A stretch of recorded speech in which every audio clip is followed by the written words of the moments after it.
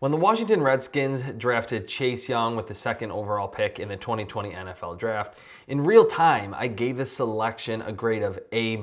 It was a no-brainer pick for Ron Rivera's team. Young was by far the best defensive player in this draft class. He can win in a variety of ways with power, with burst off the snap, speed, and bend around the edge, and most importantly, a high caliber amount of pass rushing moves. He's really like an NFL veteran coming off the edge when it comes to using his hands to defeat blockers one-on-one, and he's a great edge setter, so he's really the complete defensive end.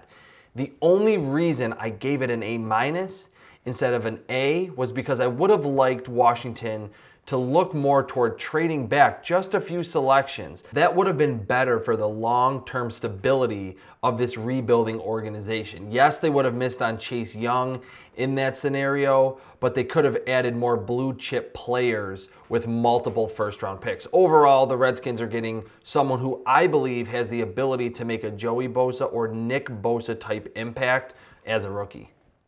Antonio Gandy-Golden, the second of two fourth-round picks made by the Redskins in this draft, is my selection for non-round one pick, who I believe has the best chance to ultimately make a Pro Bowl in Washington with the Redskins. In fact, I gave the selection, number 142 overall, a grade of A, as I had Gandy-Golden graded much higher than the fourth round. He had over 70 catches and caught 20 touchdowns over the past two seasons at Liberty. And the times that he played up in competition with the Flames never looked too big for him. He's a legitimate 6'4", over 220 pounds.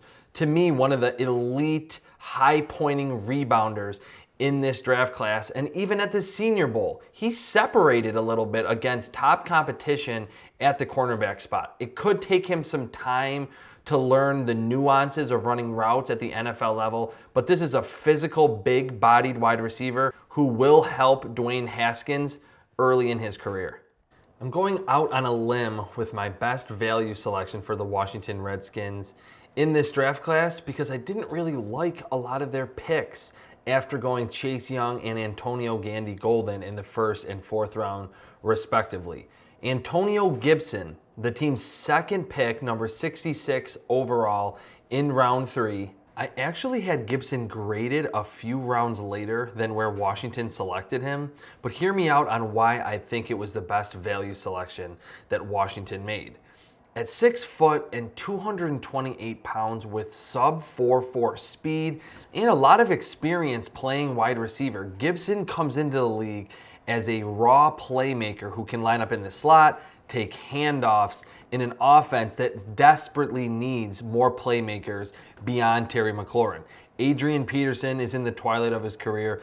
Darius Geis and Bryce Love both have injury concerns, and Dwayne Haskins is most likely going to want to check the football down in pressure situations. So although I would have picked Gibson a little later, I understand it from Washington's perspective. I'm giving the Washington Redskins draft class a grade of C. I just really didn't like what the team did beyond Chase Young in round 1 and Antonio Gandy-Golden, who was the team's second pick in the fourth round. Sadiq Charles, the left tackle from LSU, looks the part, but he's wildly inconsistent, needs to get better with his footwork, his punch timing, his balance in pass protection, and really clean up looking like a first-round talent one drive and then an undrafted free agent the next. He has a long way to go from the technical side of playing the game.